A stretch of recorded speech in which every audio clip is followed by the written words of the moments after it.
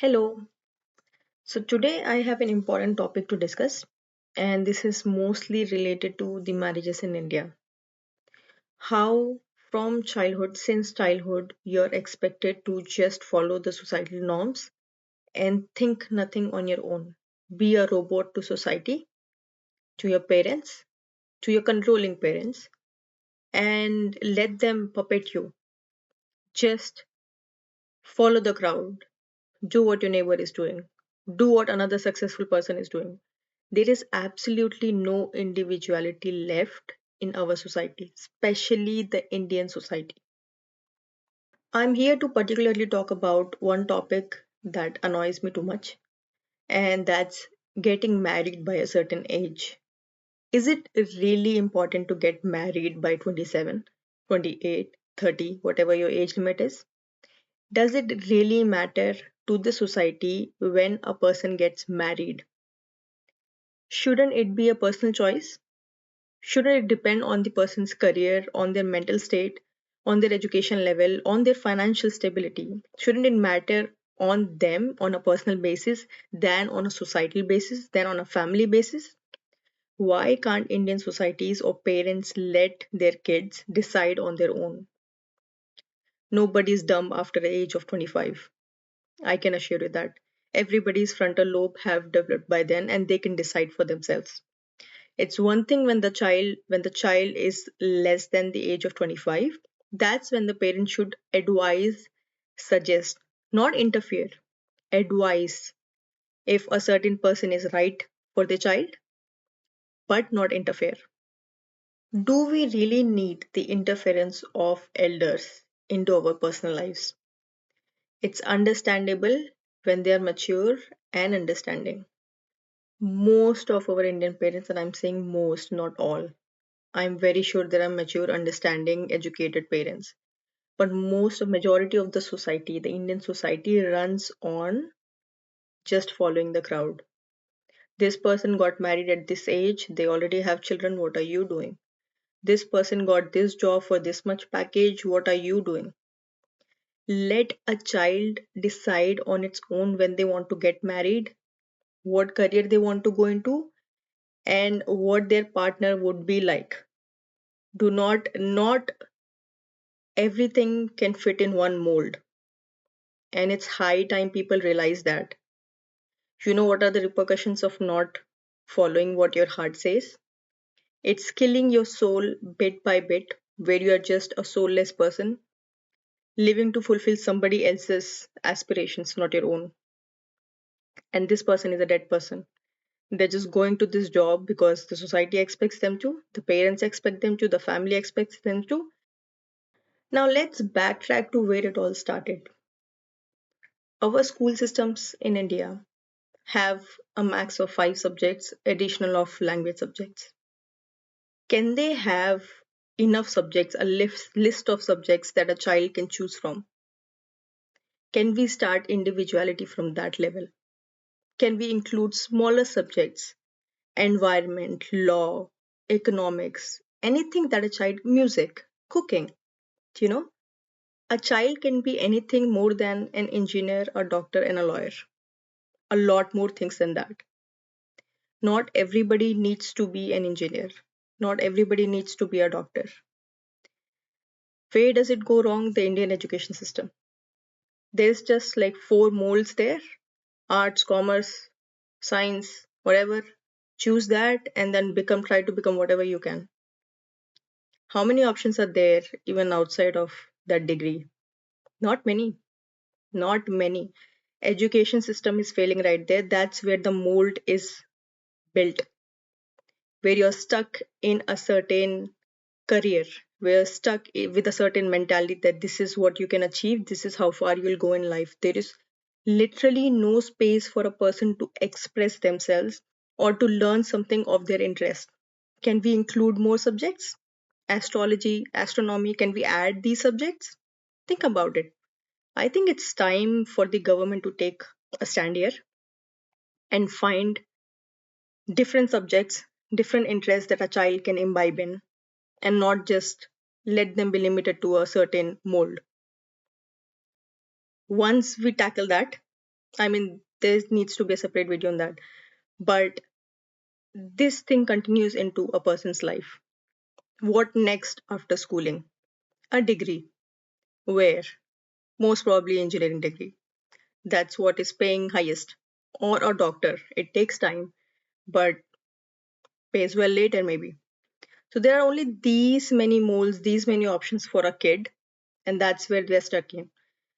It's understandable that the background we come from, the age we come from was poverty.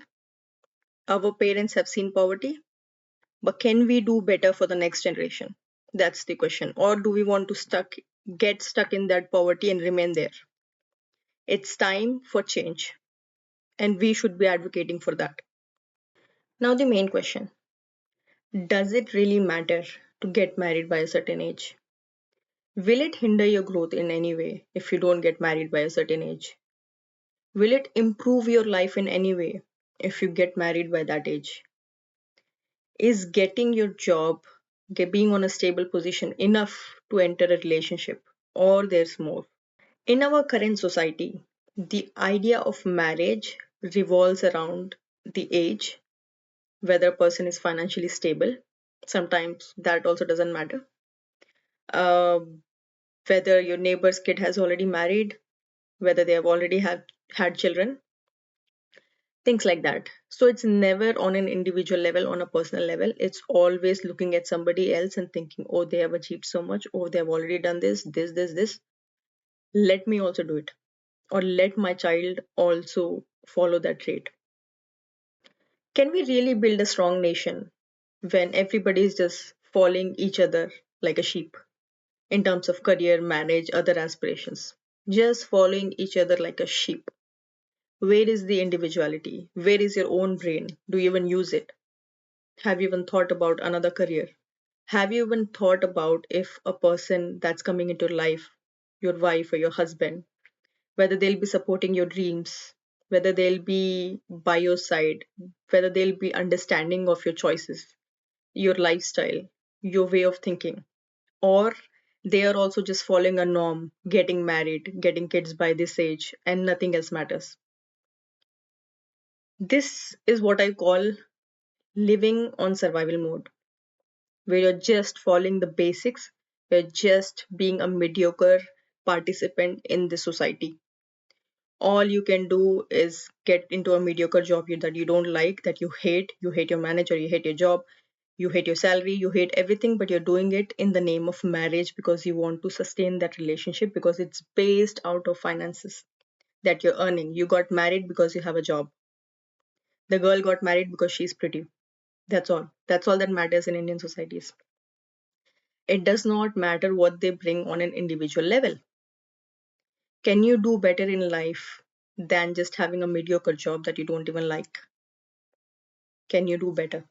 When can you think of quitting a job and doing something that you really like? Say, for example, you like photography or painting or cooking. Can you take up that job without your spouse having a problem with it? Because that will hinder the stability of the relationship. Finances matter, understandable. But if you don't have an understanding partner that cares for your own needs, they will not allow you to quit that job and follow your passion. And this fact, this is so like deeply imbibed in us that we don't even dare to go towards our dreams. There's no dreams, no aspirations, just following the crowd. Now let's imagine that you actually married somebody that you like, that you wanted to pursue, that understands you very well on a soul level, and that you really want to marry.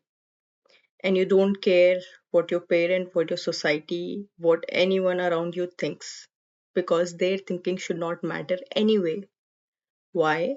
Because marriage is a personal choice. I really want to put it out there. Marriage is a personal choice. You are getting to know somebody on a very, very intimate level. They will be around you, touching you. Should have given a warning there. They will be very much breathing around you in your space. Now think about it. How low are your standards that you're allowing just about anyone to breathe around you? Just think about it. Your parents picked a spouse for you, and now they're breathing in your space, touching you. They are, you're having to cook for them. You're having to care for them. Do you really care? My God, I keep getting a call. Do you really care? Do you really care about them? When you are around the right person, when you are around the right person, you wouldn't mind cooking for them. You wouldn't mind taking care of them. You wouldn't mind being there for them in their worst times. You wouldn't care if they leave their job tomorrow to pursue their dreams. In fact, you will be supporting them. That's the partner you would want. Where does it come from? When you have high standard for yourself. Most people just settle for the first person they find. If it fits the mold, good, let's get married. We'll think about the future later. We do not care if we really like, we'll get to like each other in the long term, or the relationship is just based on lust. When does the lust last? Next 6 months, next 1 year, 5 years, and then it just dies out. Then what are you two doing together after that? Just living and breathing in each other's space. Do you even like each other? We don't know. Do you, what is life after that? A compromise. A compromise. Your whole freaking life is a compromise now, just because you wanted to get married by a certain age, or just because your dad thinks that this is the right person, just because your mom thinks that this is the perfect person. The job is all that matters, money is all that matters, family background is all that matters. The person is correct, right for you does not matter. Are they controlling? Are they a narcissist? Do they play with their emotions? Do they play with your body? Do they mentally abuse you? None of it matters for Indian parents or Indian societies. All they care about is to just meet that expectations that I got my child married, I got my child into this job, this college, that's it, I'm the boss. They are living a fake life. You are faking, you are also living a fake life just because you wanted to be the good child. Think about it. Can you not take a stand for yourself? Do you have to really talk to your parents? Do you have to separate yourself from your parents because they are being an immature child that you cannot fulfill their needs for? You cannot be their clutch. I mean, you should be their clutch, but not an emotional clutch. They have their spouse to take care of them.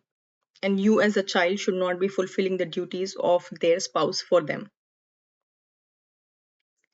Be an individual and dare to stand on your beliefs, for your beliefs, and live for yourself.